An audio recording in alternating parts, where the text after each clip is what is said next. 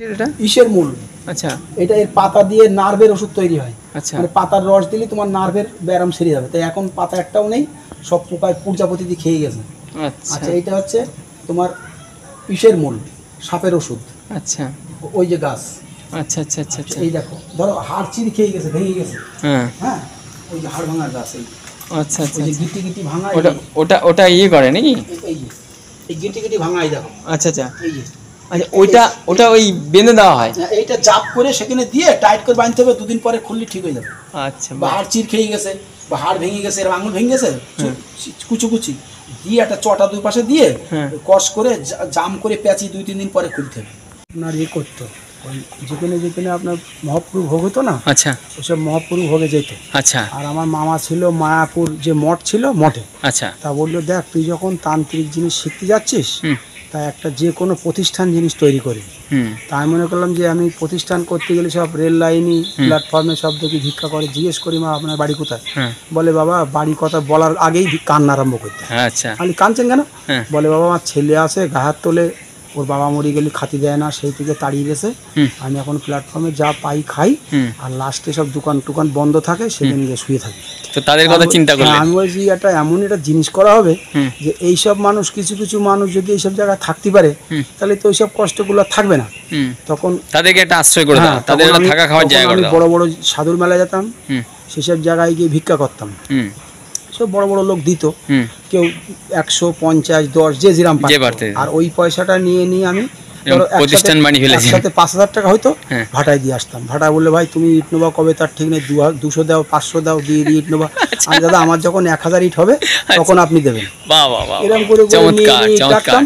এবার যখন 4-5 ইট হলো, একটা মিস্ত্রি দেখালাম, হবে না তুমি তা কি জানো না, বাবা মায়ের চরণ ধুলি মাথায় তুমি মাখো না, তাতে ব্যাধি হবে না। গুরু গুরু করো তুমি, গুরু জানো না, তুমি গুরু জানো না। পিতা মাতা বড় গুরু, তাদের জানো না, তাদের ভালোবাসো না। বাবা মাকে ভালোবাসিলে দুঃখ রবে না, তোমার ব্যাধি হবে না, তাদের ভালোবাসো না। বাবা মায়ের কৃপা হলে সবই পাওয়া যায়, তুমি তা কি জানো না। বাবা মায়ের চরণ ধুলি মাথায় মাখো না, তাতে ব্যাধি হবে না, তাদের ভালোবাসো না। ঘরের কৃষ্ণ থুয়ে তুমি, ঘরের কৃষ্ণ থুয়ে তুমি বাইরেতে খোঁজো, তাদের ভালোবাসো না, তাদের ভালোবাসো না। বাবা মায়ের কৃপা হলে সবই পাওয়া যায়, তুমি তা কি জানো না, তাদের চরণ ধরো না। বাবা মায়ের চোখের জল মাটিতে পড়লে তোমার ভালো হবে না, তুমি ভালো রবে না। বাবা মায়ের কৃপা ছাড়া কিছুই চলে না, তুমি তা কি জানো না। আপনার পিতৃপুরুষ অর্থাৎ পিতামাতা, দাদা নিশ্চয়ই সমাজ কল্যাণের জন্য খুব ভাবতেন, নাহলে আপনার রক্তের মধ্যে আসবে কেন? কি বলবেন? দেখেন, মেন কথা কি বলেন তো, এক একটা পূর্বপুরুষ থেকে একটা কিছু কম বেশি হয়ে আসে। এবার আমার বাবা যেখানে যেখানে বাউল গান হতো, কীর্তন হতো, আমার বাবা কীর্তন টির্তন করতো, মহাপুরুষ হইতো, যেত। তারপরে বাড়ি বসে বসে ওই রামায়ণ ভাগবত গীতা পাঠ করতো। তা আমি শুনতাম। আমার বাবা বলতো, বাবা আমি যা করছি যদি তুমি নাও করতে পারো, তা কোনো জায়গায় গান বাজনা হলে যাবা। তাই ওই লোকের সাথে বলতো, আমি তো বাজাতে পারতাম না, তাকে বলতো, এই গান শিখিস তো খোল ঘাড়ে নে। আমি সেই খোল ঘাড়ে নিয়ে যেতাম, গিয়ে ওরা থুতাম। এবার গান আরম্ভ হতে দেরি হতো, একটু খোল বাজাতাম। বলতো, এই যখন আমরা বসে থাকবো গান করবো না, তখন একটু বাজাবি, শিখে যাবি। তারপরে আমি একটা খোমক কিনলাম, কিনে বড় বড় সাধুর মেলায় একটু বাজাতাম। এবার একজনা বললো কি, দাদা আমি তো একটু বাইরে যাবো, আপনার খোমকটা দেবেন? আর দিলাম। তো সে লোক আর ফিরে আসলো না, ধর যাক ও লোকই শিখুক। তারপরের থেকে আমি আস্তে আস্তে আস্তে আস্তে বড় বড় সাধুর মেলায় যাই। গিয়ে গিয়ে সেখান থেকে আমি আস্তে আস্তে চিন্তা করি, আর ওই সাধুদের কাছেও জিজ্ঞেস করি। তা বলে, বাবা তুমি যে জিনিসটা করতে চাচ্ছ পারবা, কিন্তু তোমার কিন্তু চেষ্টায় অনেক বাধা আসবে। আমি হোক বাধা, আমি মরার আগে। এটা কত বছর ধরে লড়াই করে আজকে ধরেন এই 25 বছর টছর হবে। আজকে 25 বছর পর আপনার বাড়ির ছাদে এসে আমি ভিডিও করছি, ঠিক আছে? 25 বছর থেকেই হচ্ছে। এখন আপনিও তো মনে যোগাযোগ করেছেন আমার সঙ্গে অনেক দিন আগে।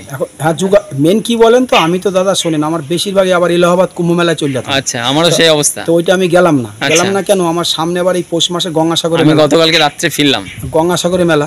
আমি এবার তারাপীঠ ছিলাম 6 দিন। আচ্ছা, 4 দিন ছিলাম আপনার এই তারাপীঠ, আর 2 দিন ছিলাম বামদেবের বাড়ি। আচ্ছা, বাহ। এবার ওখানে গিয়ে সব ভক্তদের সাথে সমাগম হয়, একটু ঘুরি ফিরি আনন্দ করি, কিন্তু আমি কোনো পান বিড়ি সিগারেট কোনো নেশা করি না।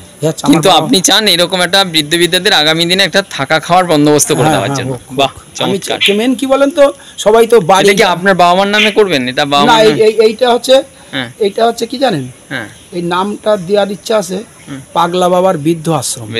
বাহ বাবা, পাগলা বাবার বৃদ্ধ আশ্রম আর মায়ের দান, এই দুটো নাম থাকবে। এক হচ্ছে পাগলা বাবার বৃদ্ধ আশ্রম, আর এক হচ্ছে মায়ের দান।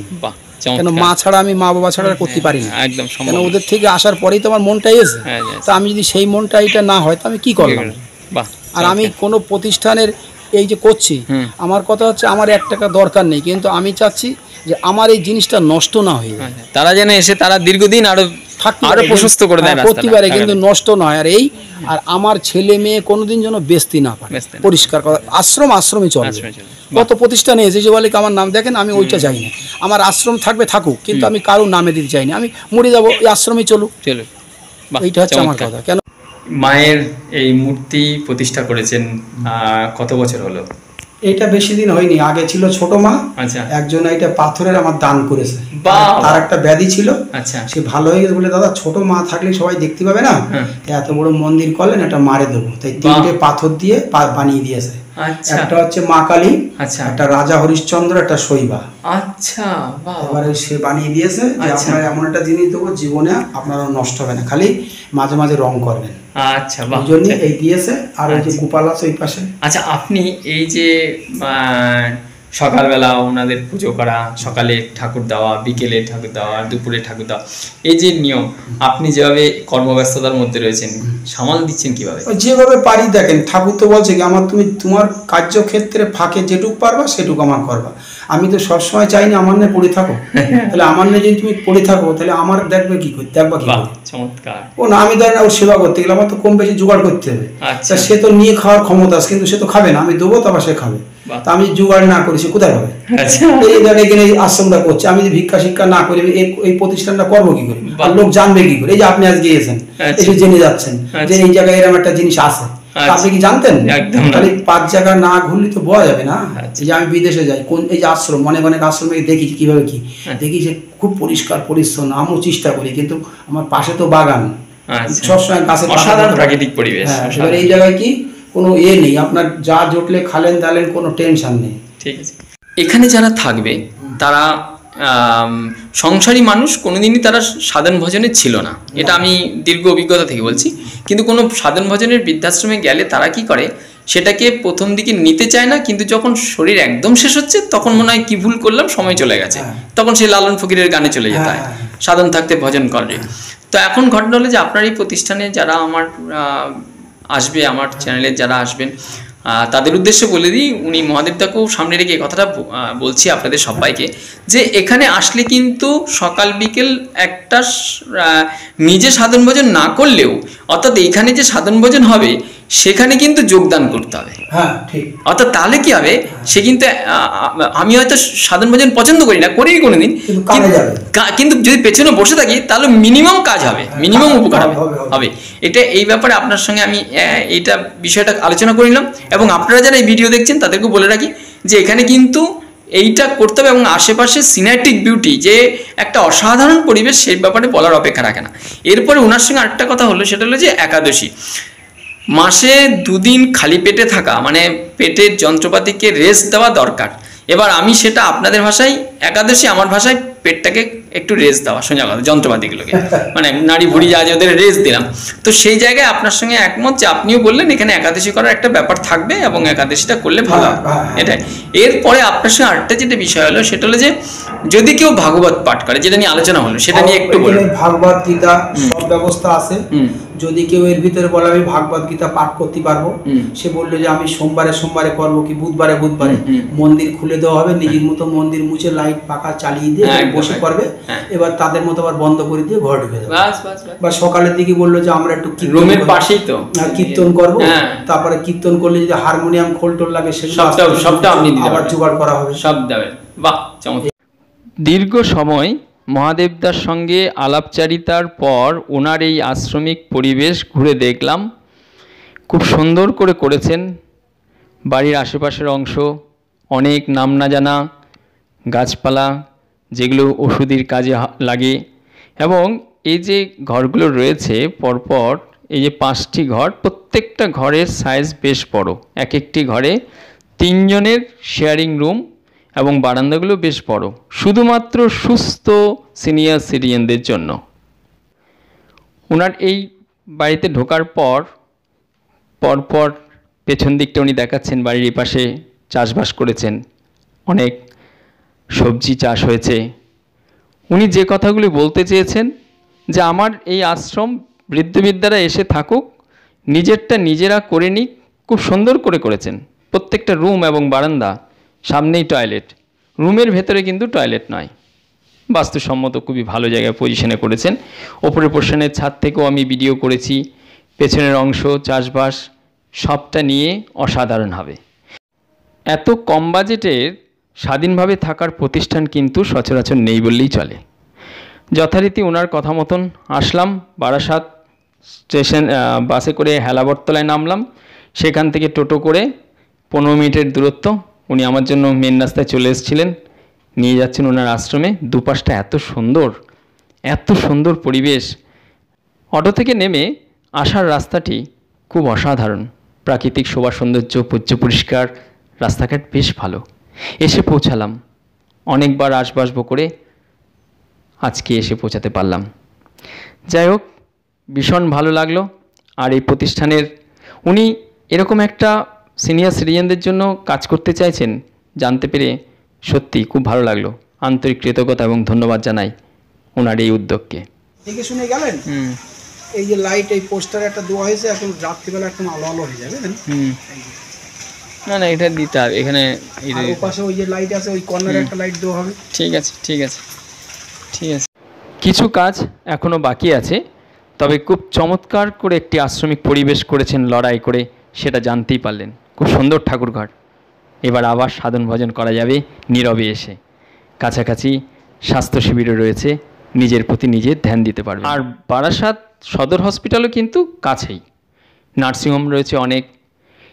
হসপিটালের কিংবা মেডিকেল পরিষেবা নিয়ে চিন্তা করতে হবে না, সুস্থ ক্যান্ডিডেটরাই আসতে পারবেন। আর যে কথাটা বারবার বলছি, যে এই প্রতিষ্ঠানটি কিন্তু আমাদেরকে বারবার বলেছে যে উজ্জ্বল, তোমাকে দায়িত্ব নিয়ে এই প্রতিষ্ঠানটা উদ্যোগ নিয়ে শুরু করে দিতে হবে। আপনাদের কাছে আমার বিনীত অনুরোধ, যারা সক্ষম, যারা চান একটা নিরিবিলি শান্ত কোলাহলমুক্ত স্বাধীনভাবে থাকার জন্য, তাদের জন্য চমৎকার হবে।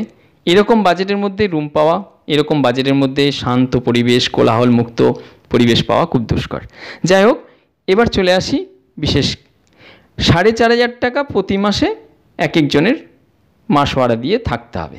আর ঢোকার সময় একটা ডোনেশন দিতে হবে, সেটা হলো 12,000 টাকা। এই 12,000 টাকায় যে ঘরগুলি রয়েছে, প্রত্যেকটি ঘরের বেশ কিছু কাজকর্ম রয়েছে, সেগুলো কমপ্লিট করতে হবে। মাসে 4,500 টাকা, আর ডোনেশন ঢোকার সময় 12,000 টাকা। এছাড়া কোনো রকম লুকানো খরচ নেই। আপনি আপনার যাবতীয় নিজের জিনিসপত্র নিয়ে এসে থাকা শুরু করতে পারেন, তবে সেলফ সার্ভিস, নিজের কাজ নিজেকেই করে নিতে হবে। নিজের জামা কাপড়টা নিজে কেচে দিতে হবে, রান্না করে দিয়ে যাবে, নিজে নিয়ে খেতে হবে, এই হচ্ছে ব্যাপার।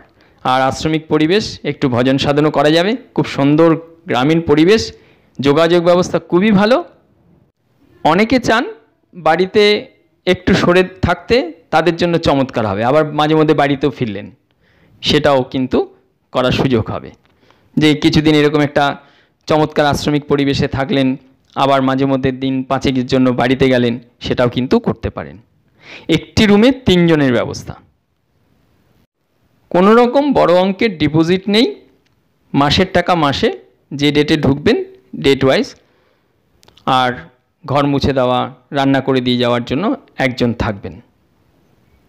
আপনারা যারা আমার চ্যানেল ধারাবাহিক দেখেন জানেন যে আমার চ্যানেলের পরিষেবা হচ্ছে একটা মেম্বারশিপ চার্জ থাকে।